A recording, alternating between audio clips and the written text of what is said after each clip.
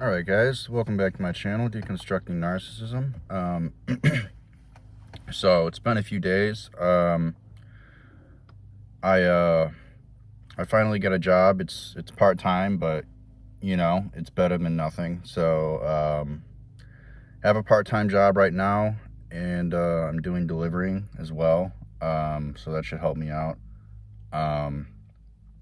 But yeah, so I was doing that yesterday and it went well. It's not hard at all. Um, but I wanted to talk about how the narcissist's projections that they put onto you affect who you are as a person, how they change and mold you um, into the person that you are today.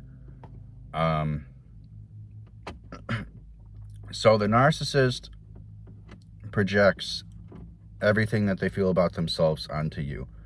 Every negative comment, every sarcastic thing, every jab, everything they tell you is a projection of how they really feel about themselves. So over time, when you're with the narcissist, you start thinking these things about yourself. You start looking in, you start self-reflecting about the things that the narcissist said about you, because you're not a narcissist. You're a human being that has the ability to look inside themselves and reflect and think about some of the things that the narcissist had been saying to you, and trying to compare and contrast what the narcissist is saying about you to what other people are saying about you, and reevaluating how you are as a person.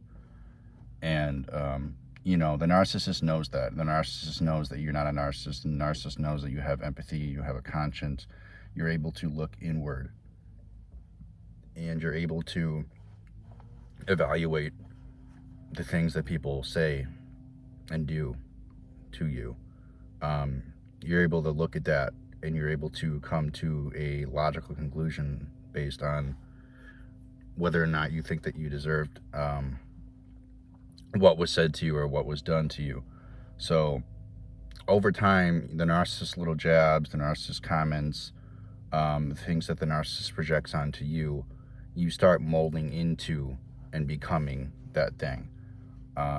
So I just, to give you an example, I remember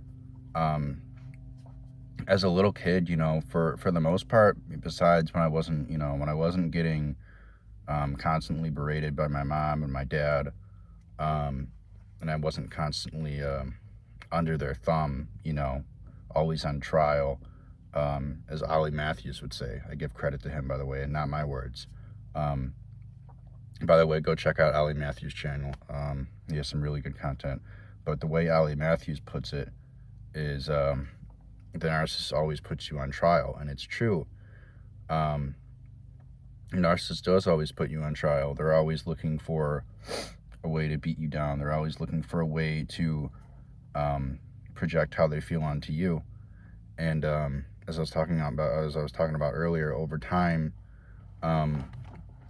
you slowly start to think these things about yourself. So, I'm negative, I'm this, I'm that, I'm not good enough. Whatever the narcissist tells you, you need to be farther along, and or you're not trying hard enough, or you don't love, the narcissist enough, or whatever the narcissist says to plant those seeds of doubt inside your mind. Because that's how it starts. It starts slowly. It's like a poison. The narcissist implants these little ideas, here and there, little mean things, here and there, and then slowly over time, they start implanting more and more negative thoughts, more projections onto you that they feel about themselves. So over time, that manifests into a lot of negative thoughts, and you slowly but surely start turning into what the narcissistic person actually is.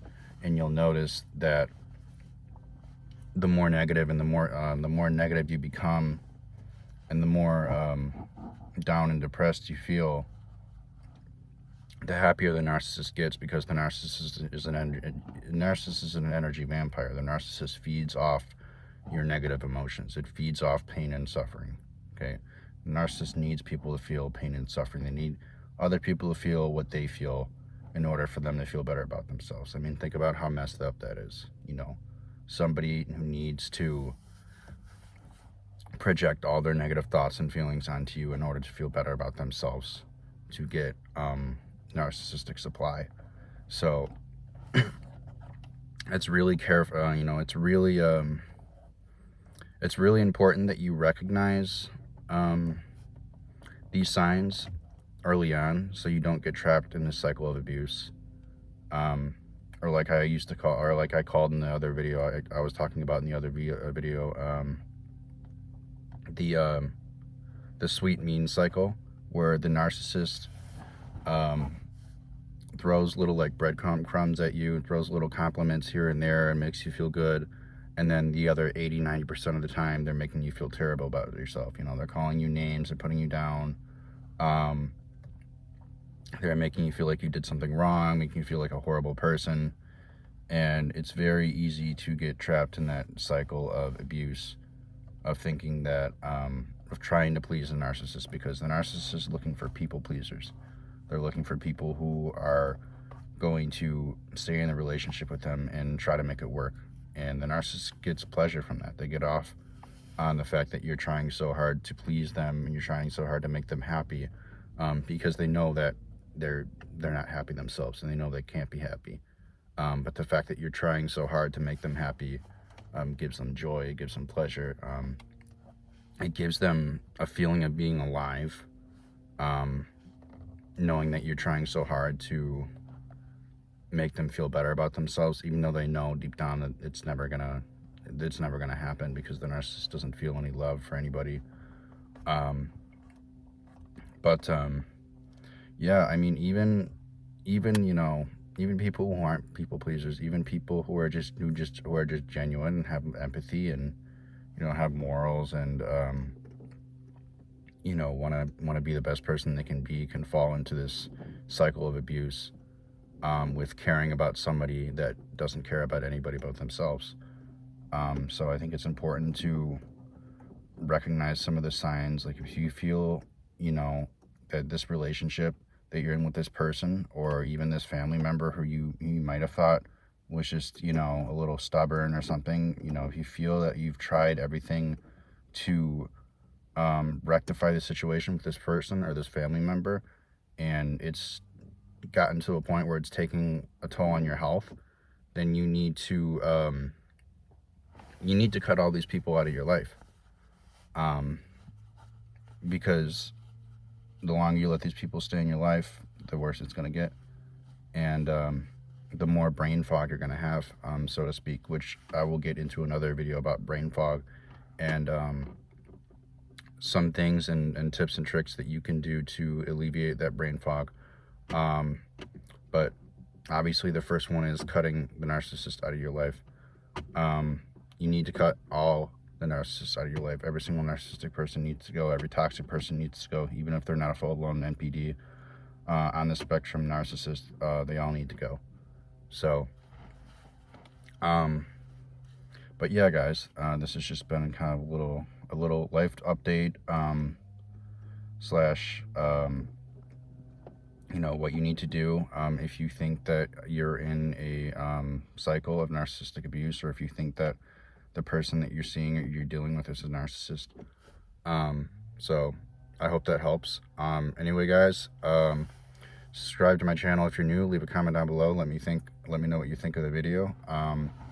And if you have any other video suggestions, feel free to put them down in the comments and let me know. And until next time, guys, I am going to make that the other half of the top 5 manipulative things that covert narcissists do.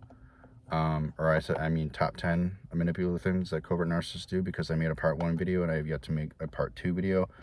But I've just been working a lot, so I will get to that very soon. But yeah, again, put a comment down below. Let me know what you think. If you have another recommendation for a video that you'd like me to do, feel free to put a comment down below. and let me know what kind of video you want me to do in the future. I know that somebody had recommended that I do a day in my life series, and I did that. So if you guys like content like that, you know, other than narcissism, because I want to do other content as well, not just narcissism, because I'm on my own healing journey myself still, and I'm still in the brain fog as well. So you know, I don't like to do narcissistic stuff all the time, just because, like I said, I'm on my own healing journey as well, and you know, sometimes I need a break from it. But yeah, guys, let me know what you think. Put a comment down below if you have any other recommendations that you have for me for a video. And until next time, guys, I'll see you in the next one. Take care.